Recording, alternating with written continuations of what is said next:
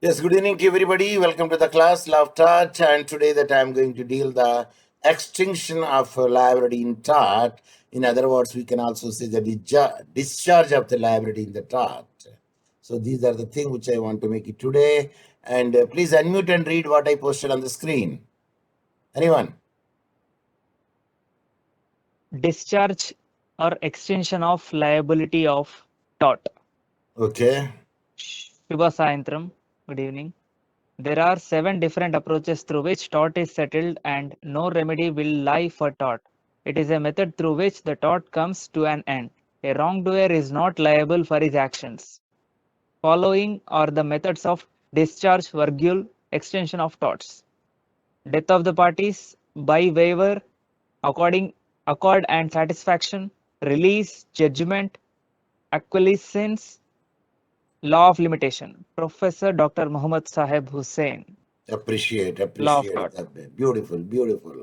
Appreciate the Thank way you, sir. that you read it. Yes. And today is the Wildlife Day.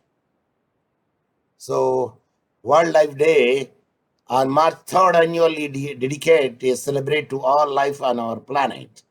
The yearly event is regarded as the most important, raising awareness about the threatened and endangered plants and animals. As a planet, we currently face the issue of the overexploiting our marine species.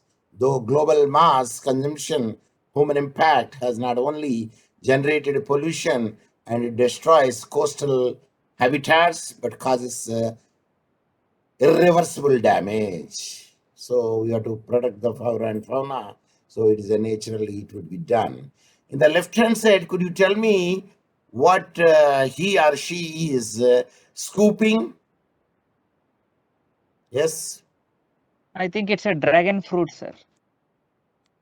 it is a Sorry, Kiwi fruit, dragon. kiwi sir. fruit, kiwi fruit, kiwi. It is a Kiwi fruit. kiwi fruit. See, here I could see the kiwi images. There is a kiwi fruit. She is scooping the kiwi fruit. Yes, that is very good. What about in the right hand side?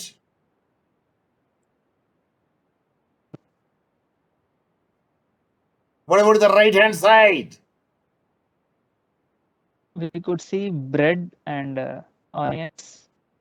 Sorry, sir. The bread and some It is onions, not some clearly visible for tomatoes, me. some of the spinach, some of the what I say the fats are.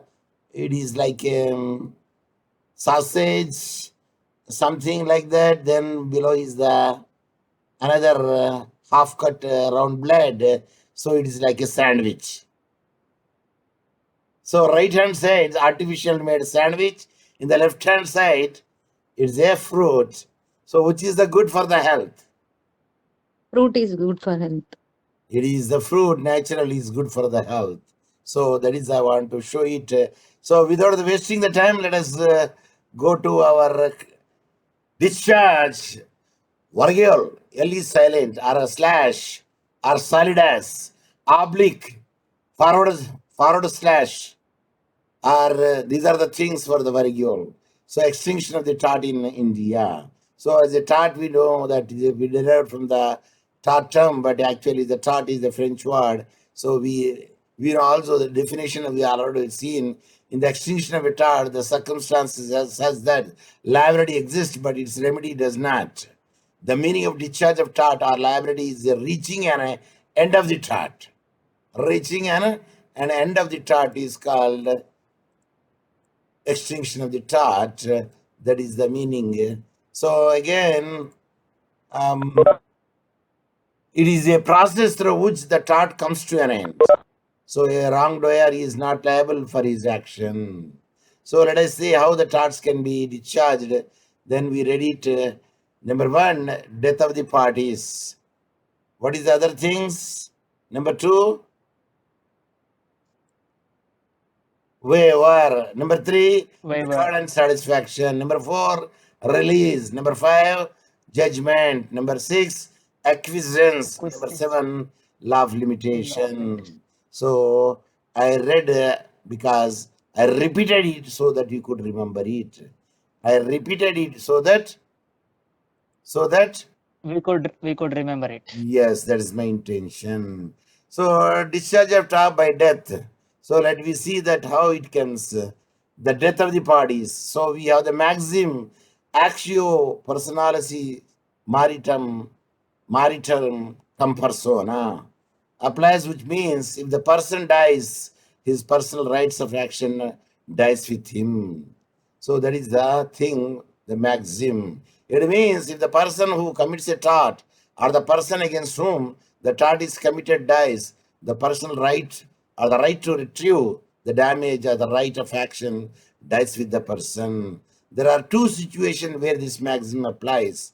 Number one, death of the person against whom the tort was committed, that is, i.e., is yesterday. That is called, i.e., petitioner. When the person against whom the tort was committed, i.e., is yesterday, that is, a plaintiff who approached the court and filed a case died, so his personal right of action dies with him only. Let me see the illustration. Can anybody will read the illustration? Anyone? Unmute and read. Which I If A highlighted. files a case against, can I read, sir? Read. If A files a case against the act of tort done by B, if A dies during the course of the trial and the case is still pending before the court, due to the death of A, the tort gets discharged as the right of action of A dies with him only. So here in the illustration, it is clearly mentioned, if A files a case against the act of tort done by B, then who is the tortfeasor here? B. B is the tortfeasor and the victim is A because he files a case. That means A is a plaintiff. Am I right? Yes, sir. Then Yes, who sir. is B? Tort fees. B is Defendant. the tortfeasor. B is a Defendant, sir. defendant. That's I Defendant. want to get it you. But the purpose of asking it, at least you know, A is a plaintiff who is a victim, and the tortfeasor B is a defendant. Now, if A dies during the course of the trial, still the trial is going on, A dies, and the case is still pending before the court, but A himself died in such a case, in some cases, in this illustration, due to the death of A, the tort gets discharged. Who will move the case? The person who files a case himself is died, as the right of action of A dies with him only. This is one situation. The exception to the maxim of actio personalis maritor cum persona with respect to the petitioner means plaintiff here. In India, there are laws which consist of the exception to the above maxim, like the Legal Representative Suits Act 1885. Suppose if a case is filed in the motor vehicle accident by the victim, okay, while the trial is going on over there, suppose if he dies, can the legal representative will get the damages? Answer is No. why no? Because the breadwinner is there and he died in the accident. Even if he dies in the accident on the spot also, the legal representative will file a case against the tortfeasor who made such an accident. Is it clear? Yes, sir. That is, so the Legal Representative Suit Act 1885, as per this act, the legal representatives are the executor of any person after his death can represent the deceased person in the court of law. That means legal representatives step into the shoe of petitioner, plaintiff, deceased in certain cases. Illustration, let us see. If A died during the procedure of trial of court, his legal heirs or representative can represent him in the court of law. For instance, contract is there. Okay. The person who filed the contract, he dies. Let me presume it. His legal representative will run the show, the case, the trial. Suppose somebody is due. Okay, the person who is due died. The legal representative should be held liable because it is the legal representative who got the estate of the deceased through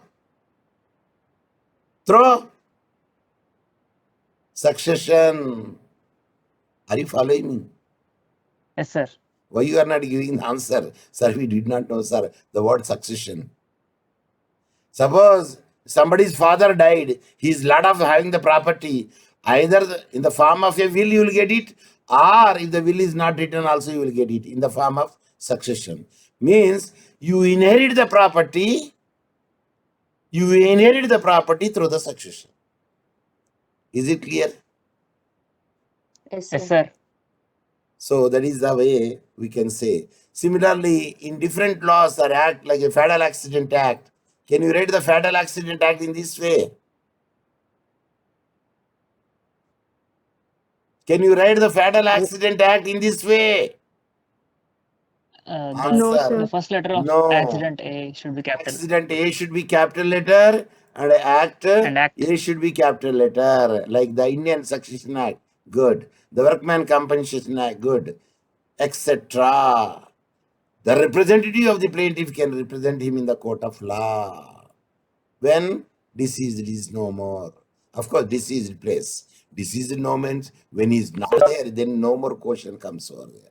Deceased means death, dead The person. dead one.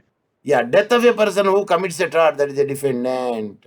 It means the person who commits the act of tort against any other person, that is the defendant, dies, the tort gets discharged.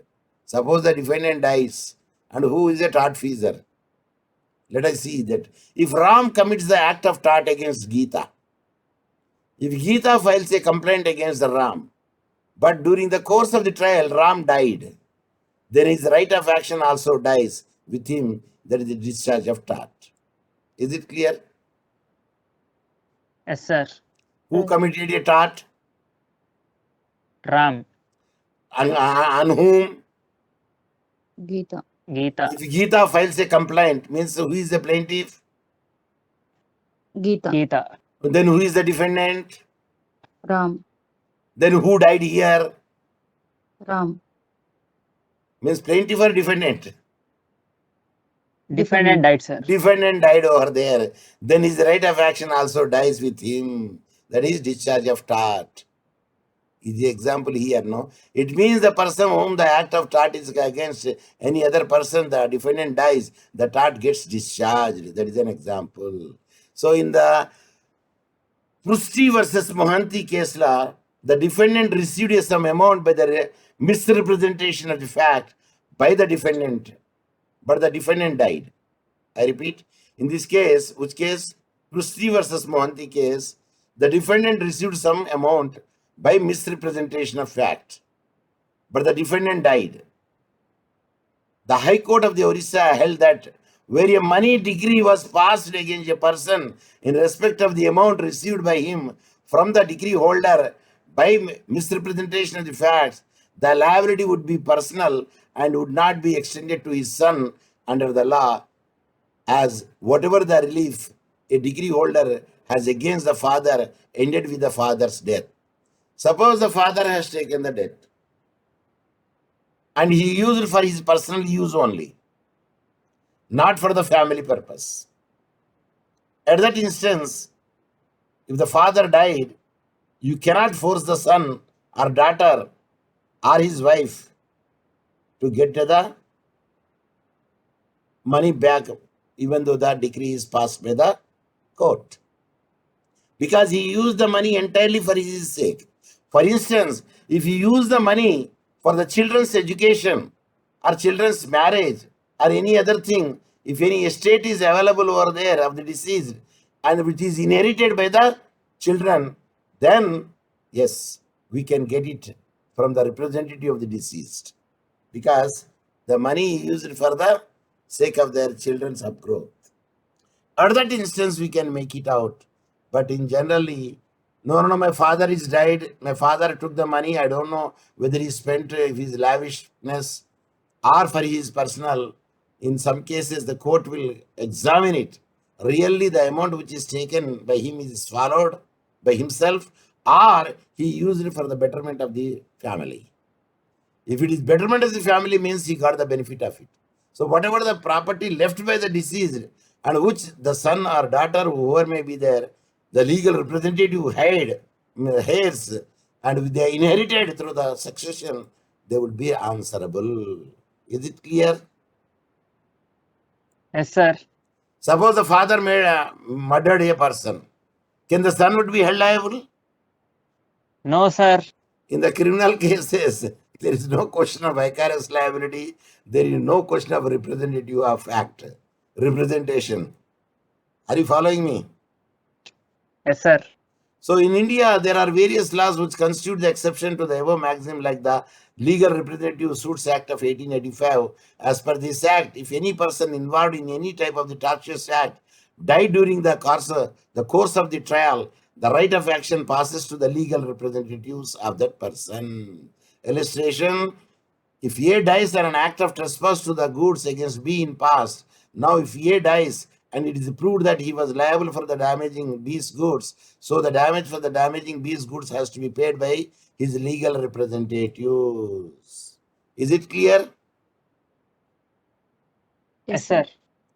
Suppose if a tort is committed by a person, but when the damages are awarded to the victim, yes, if the person who committed such a tort, if he died over there, even though it doesn't matter, the legal representative should have to pay the damages to the victim. So that is the answer. Similarly, in different laws like the Fatal Accident Act, Indian Succession Act, Workman Compensation Act, etc., the representative of the defendant has to represent him in the court of law. In the same way, Motor Vehicle Act. In the same way, Motor Vehicle Act also. What quick lag? Yes. So that is even the actio personalis maritem cum persona. But I told you one case law. That case law can be applied in the occuper's liability. That case law will be applied in the absolute liability. The case law will be applied actio personalis maritem cum persona. What is the name of the case law? Sir ఇప్పుడే గుర్తుకుంటే sir ఇప్పుడే చెప్తాను sir ఆగండి sir చెప్పండి sir నోట్లోనే ఉన్నది sir చెప్పండి Kallulal versus ఏం చేయండి sir? Klaus Mittelbachert versus East India Hotels Limited German co pilot case law German co pilot case law Klaus Mittelbachert versus East India Hotels Limited. ఎందుకు చెప్తాను ఇవన్నీ నేను recite review కాబట్టి sir మాకేం వస్తుంది కానీ మీకు మాత్రం బట్టి పట్టినట్టు అవుతుంది సార్ అది. For my it is not for my sake, I am repeating for your sake. Am I right? Yes, sir. Yes. Okay, now the second is waiver. Waiver అంటే గుడ్ బై చెప్పడం, వదిలే అని చెప్పడం అన్నట్టు. The second method of discharge of the tort is by the waiver. The concept of the waiver is when a person has more than one remedy available to him. As a result, he has to elect one of them. He cannot apply for both remedy except in the case of defamation and assault. For instance, in the accident, either you can go for the motor vehicle accident case law or you can go for the fatal accident case law. But you cannot enjoy the both for the same cause of action. But in the defamation and in other assault, yes, a case is filed by the state and a case is moved by the individual because of the defamation to him. The reason is defamation is both a criminal wrong as a civil wrong. Like a motor accident is both a civil wrong and a Criminal wrong. See, a state will file a case on the accident, but an individual who suffered will file a case under the Motor Vehicle Act using the or making the another party, which is a insurance company. Is it clear? Yes, sir. Yes, illustration. You read the illustration. Anyone unmute and read? Perhaps the new face, a new name. Illustration. happy. If A files a case against B, that B has committed a tort against A. If A has right to get more than one remedy, he has to choose any one of them. That is, if he has the remedy in both tort and contract law, now he has to choose one between them. Yes. If he has both the remedies, remedy in the contract and remedy in the tort, but he can choose only one. He cannot get the two amounts in the first same cause of action. So the main two principles laying in the doctrine of waiver are the person has to choose any one remedy. If the person fails to get remedy by he chooses, the court of law does not allow him to go back to the alternative remedy. Only once. అవ్వ కావాలన్నా బువ్వ కావాలన్నా ఏవి కావాలండి sir? రెండు రెండు కావాలి sir. Only one. Sir అవ్వ ఇస్తే చాలు సార్, ఎందుకంటే అవ్వ ఎట్లన్నా బువ్వ పెడుతుంది. Are you following me? Yes sir. Yes.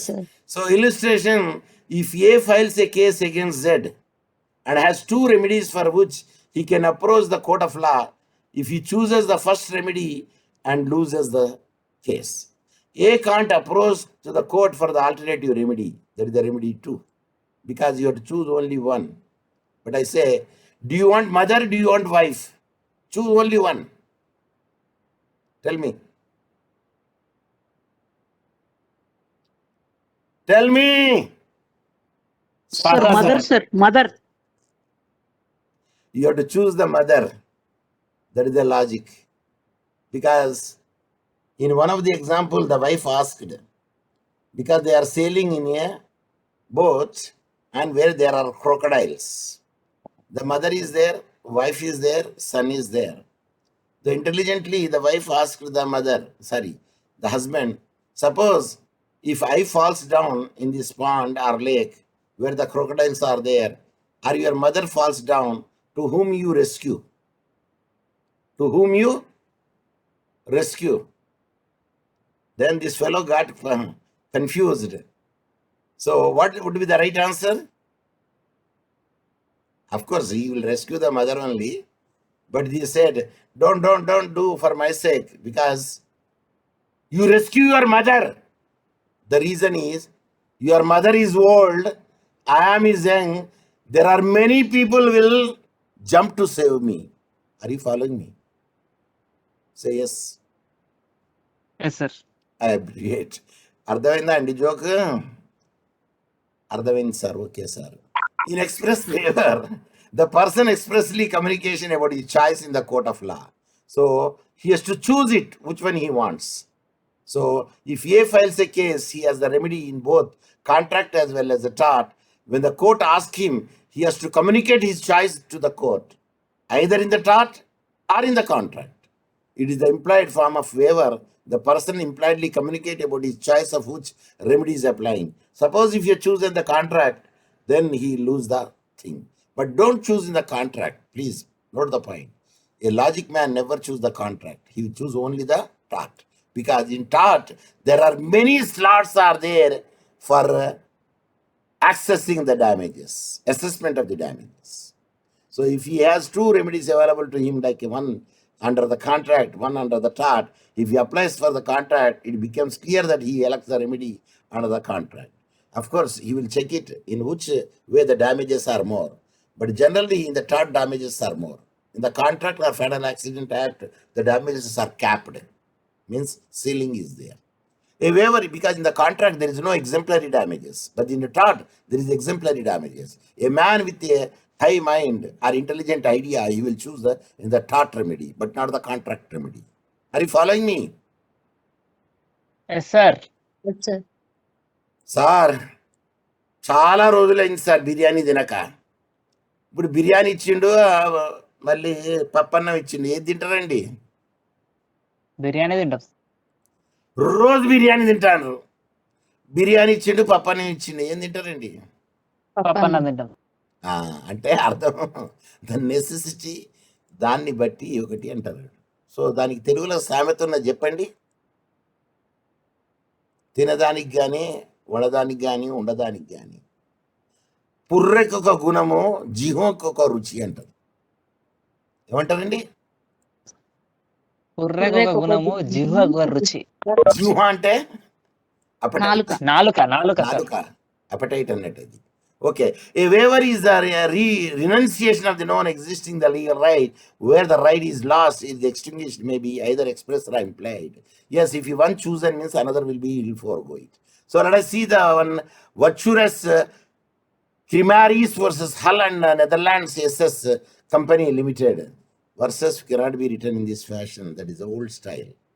Versus with small v and all capitals, and it is in italics. The plaintiff whose goods had been improperly delivered by the defendants to the one Berlin sued Berlin for the price instead of bringing an action for conversion against him. It was held that they could not subsequently sue the defendant for the breach of duty. As such, they had elected to the waiver of the tort.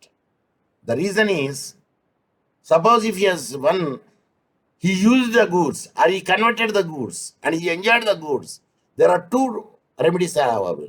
Number one, breach of contract. Number two, conversion. So if you choose any one, then you lose the another one. Either you choose the conversion or you choose the breach of contract. What is the famous case law in the conversion? We already read. I told also this law will come into the conversion because fire would turn into the charcoal. Coal, whether we can say coal. The fire Railway would. company versus. What is the name of the case law? Ruplal versus Union of India. Border Security Force. They are on the border, securing the Yes, sir. India. They did not have the LPG, liquid petroleum gas. Cylinder is exhausted. So they went to the adjacent land and picked the firewood and they cooked the food. But the adjacent land belongs to another person. That fellow filed because the BSF come under the central government. That means, how do you sue the central government? Union of India. So they filed. Union of India. Ruplal filed a case against the Union of India under the conversion because they changed the firewood to the coal. Means nothing but they have stolen it. They have stolen it. So Stolen. in the other words, but they stolen not to keep the pickle, not to use for the pickle, but they stolen for the cooking the food. So it is another type of the offense is conversion. So another is a trespass to land because they trespass in their land, and trespass to goods. They have taken out the goods also. So overall, and they try to make it out. So the both will come under the conversion. So he has to choose only one of it, not all of them. That is number one, conversion. Ruplal versus Union of India. Another famous case law is there, tender.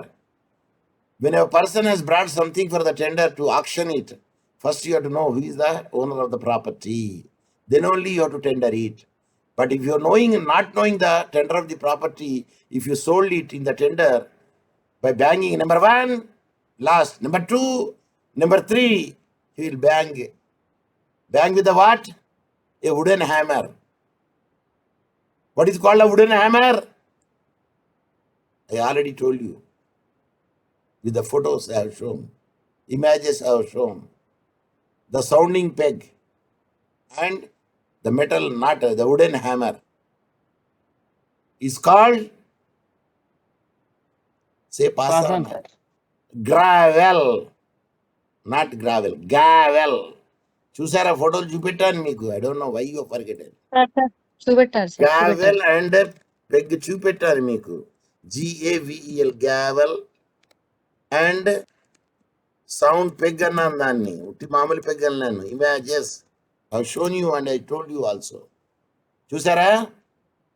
Here is sound peg, this is Gavel. Gavel. ఇక్కడ చూసారా spelling గావెల్. మళ్ళీ gravel అంటే వేరే అవుతుంది. ఇది motor, cement, sand, concrete ని దాన్ని gravel అంటారు. GRAVEL gravel. Are you following me? చూద్దాం Yes, సార్. sir. కొడతాను రా సార్, చెప్తాను రా నిజంగానే. చూసారా, గ్రావెల్, అది the combination of other thing. The gravel sand stock images, that is called gravel. Gravel అంటే ఇప్పుడు నేను చెప్పింది. So what is the name of the case law? Auction goods without knowing who is the owner of it. They sold the goods. Ruplal versus Union of India. అది అది అది రూప్లాల్ది, అది ఏది ఫైర్వుడ్ది. నేను యాక్షన్ది చెప్తాను. Action, AUCTON, action. వేలంపాటది చెప్తాను sir. వేలంపాట కేసులా, వేలంపాట కేసులా. ద వేలంపాట case law is very famous case law. ఈ రెండు మాత్రం గుర్తుపెట్టుకోవాలా. Consolidate company versus Curtis, this is the case law. CURTS, consolidate company versus Curtis. Read. Consolidated Company versus Curtis and Son. Read. An auctioneer auctioned some goods of his customer, believing that the goods belonged to him. But then the true owner filed a suit against the auctioneer for the tort of conversion. చూసారా,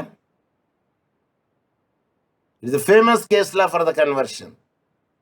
Consolidated company versus Curtis.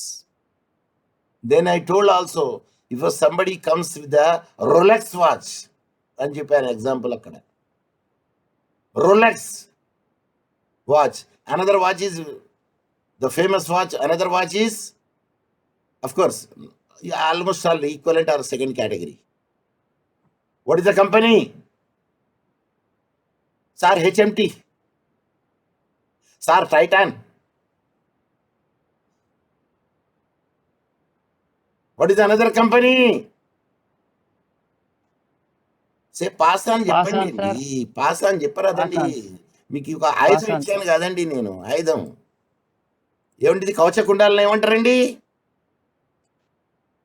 ఇంగ్లీష్లో చెప్పండి. Shield అంటారా sir? అది shield, swat. అక్కడ యుద్ధంలో కవచం ధరించుకుంటారు చూడండి, bullet proof అట్లాంటిది. ఆర్మోర్ అంటారు. ఏమంటారు? ARMOUR, ఆర్మోర్ అంటారు. ఇంకోటి ఏంటిది? ఒకటి రిలాక్స్, ఇంకోటి Rado watches images. This is another costly watches. Rado. Some 15 years, 20 years back, I used to buy the Rado watch. At the time, it is a 20,000 rupees I purchased in Hyder Watch Company, Secunderabad. మీరు కరీంనగర్ పోయి రాడో కావాలని అనకండి. వాడు ఎక్కడికి వెళ్ళి వచ్చినారా బాబు, ఎర్రగడ్డ నుండి అని అడుగుతాడు. ఖమ్మంలో అడగకండి. నల్గొండలో అడగకండి రాడో వాచ్ ఉన్నదా అని. అది following me? Yes sir. Road number 12లో పోయి అడగండి, అక్కడ ఉన్నది రాడో కంపెనీ. అంటే షోరూమ్ ఉన్నది ధోని, Rolex as well as Rado.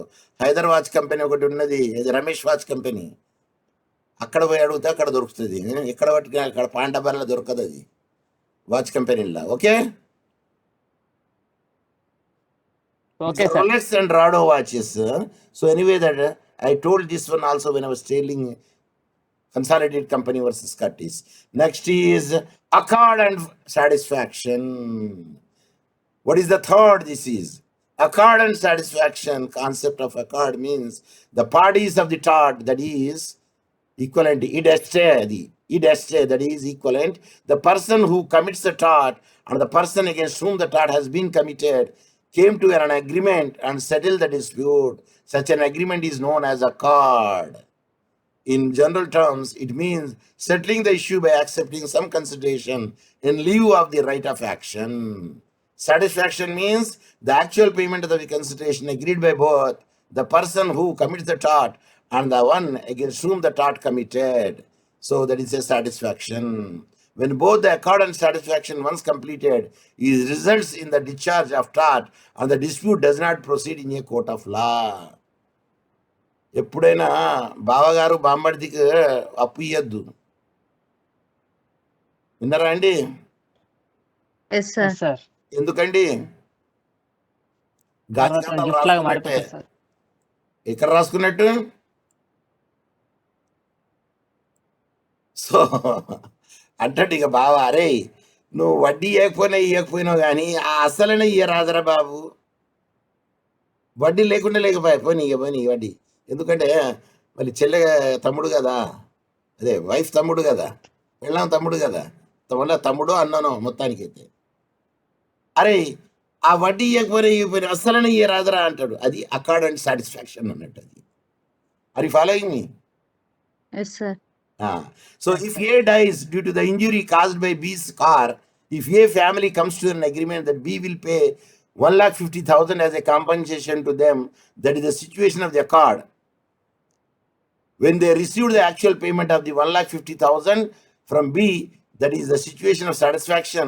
So by settling the issue, accepting some consideration, A's family lost their right of action on the act of tort and accord, tort of discharge.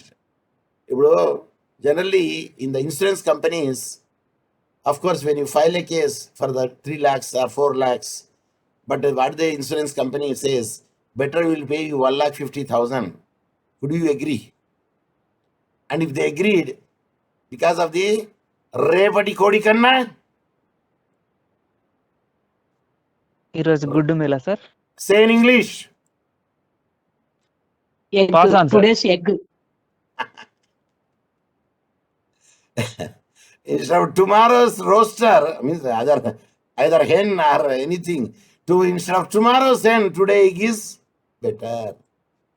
So instead of asking for the 3 lakhs or 4 lakhs in the case, is better he will say the compensated. He will be happy with the accord. Okay, 1,50,000 and satisfied. Okay, I don't need in the lieu of it. That is called accord and satisfaction.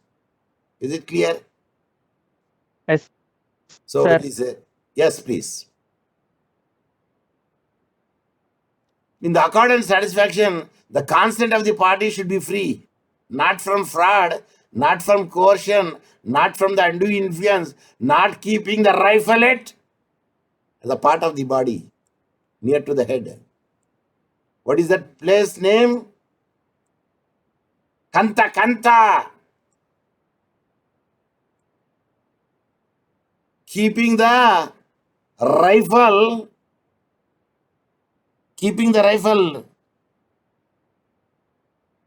Pass on, sir.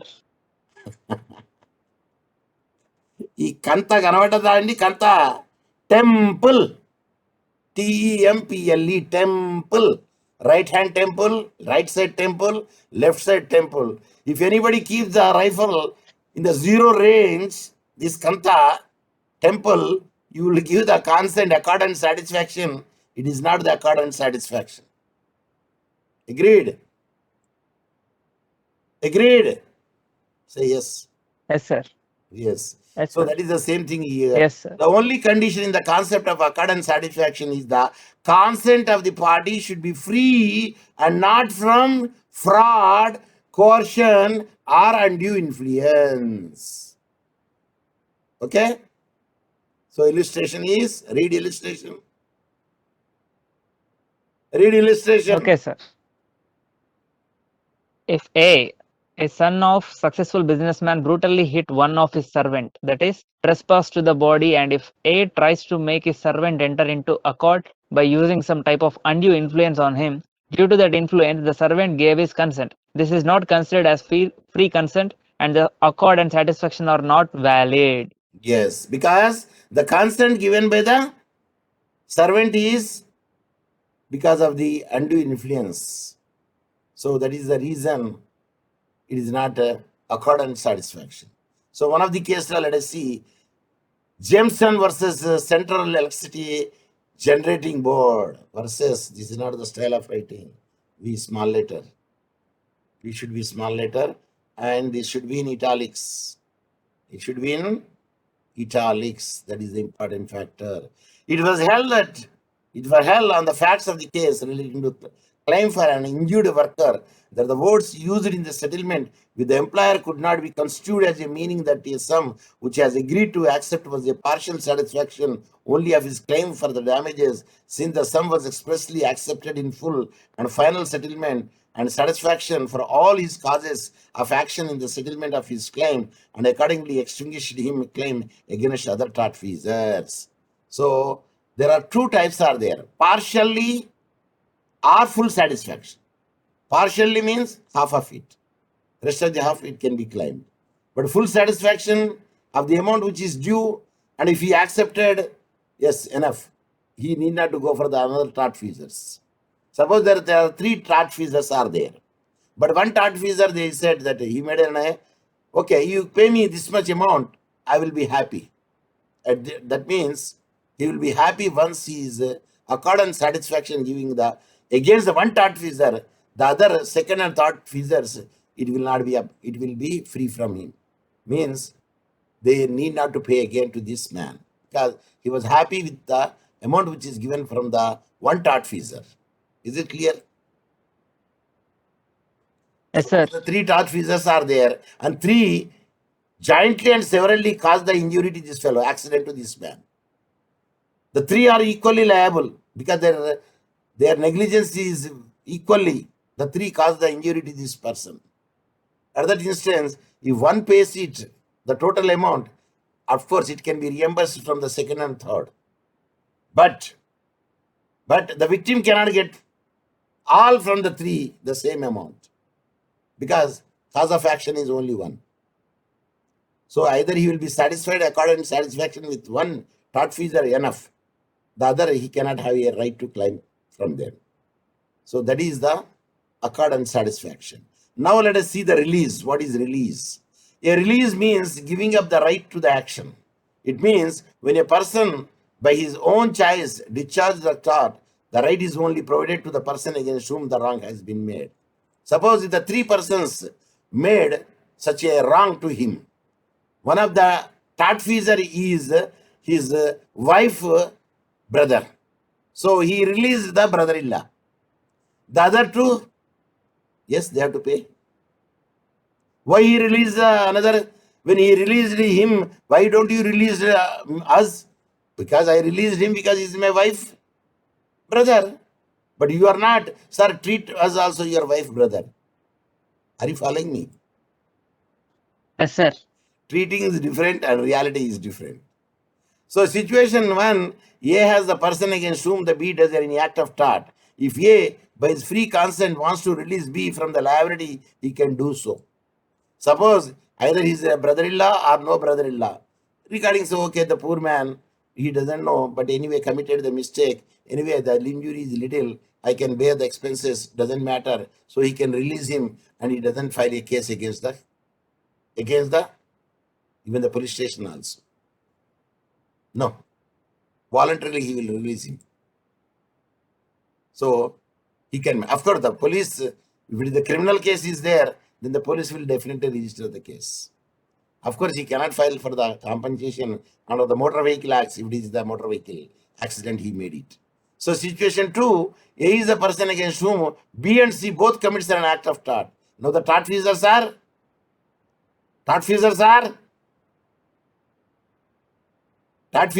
B and C. B and C, both A, B and C. Then the act of tort, by his choice, he can release B from the liability. This does not mean C is also released from his liability. No. Suppose the B, he released him because that fellow is a very poor fellow and he doesn't have that much, what is the percentage of the negligence he made it. Moreover, he is known person to him and he is one of the employees' son or daughter, so he released him. It doesn't mean that C is released. Are you following me? Yes, sir. So the release should be voluntary and given by the free consent. Who? The victim. Means plaintiff. If the free consent and the voluntary should be there, and if the consent is taken by coercion or undue influence or any other unlawful means, then the release should not be counted as a release and the tort is not discharged. Are you following me? Yes, sir. So illustration, read the illustration. This illustration. If a person is a police inspector, commits an act of tort against another person by using his position and by threat, take the consent of the injured person and release himself from the liability. That release is not a valid release. Means why he is not a valid release? Because by using the position, by coercion, he made that release. He is a police inspector, but he committed a tort. Who is a tortfeasor? Policeman is the tortfeasor. Police inspector is a tortfeasor. Who is the victim? A third person, whoever may be, the passerby. At that instance, if the passerby give the consent, the injured person, can he release him from the liability? No. That release is not a valid release because he has given the consent because that person is, the tortfeasor is, means defendant is police inspector. So such a thing, yes, they don't say it is a release. Unless until he, in the presence of the magistrate, yes sir, I voluntarily given such a writing to him. Okay, that will be the release. But in the police station, he will say like that. But in the court, what he will do? Sir, బలవంతానికి నాకు తను రాపిచ్చింది sir అంటాడా అన్నాడు అండి. Yes sir అంటాడు. అక్కడ police inspector he cannot kill him. He can, అరే నువ్వు బయటికి రా చూసుకుంటా అన్నాడు అనుకో, సార్ అది కూడా మాట అన్నాడు సార్, బయటికి రా చూసుకుంటా అన్నాడు sir. So action would be taken against the police inspector using such a threat. Are you following me? Yes. Now let us see the Cutler versus McPhail case law. The Cutler versus McPhail case law. In this case law, what happened? Okay. The defendant. So what he did? The defendant wrote a defamatory letter containing the contents against the plaintiff. Okay. And he sent it to the Villager magazine. The magazine name is Villager. And another copy to the officer of Pinner Association. Is another copy sent to the Pinner Association office. The magazine published the letter. Yes. The plaintiff sued the editor of the magazine and the defendant. The editor of the magazine published the apology. The editor says, sorry, we published the apology in the Villager magazine. So the editor was acquitted from the charge. The defendant contended that the release of the other tortfeasor extinguishes the cause of action. Therefore, it is extinguished the cause of action against the defendant and he was released from the liability of the defamation. Suppose if the two members are there. If the two members are there who are responsible for the defamation. If one, he released it. Say the one, he released it. It doesn't mean that the other person will also release. No. Suppose if he releases both of them, only it will be count the two of them is released. Suppose if this Villager magazine published the magazine today issue and then tomorrow issue also. So one apology is not enough. He has to issue So the two time is going to up. Two apologies in two different times. First apology for the first publication and second apology for the second publication. Because each publication is a fresh offense. I repeat, each publication is a fresh offense. Suppose the daily news, for example, Inadu or any other magazine, newspaper published today, the same story he published tomorrow also. Both are defamation. In reality also, in fact also.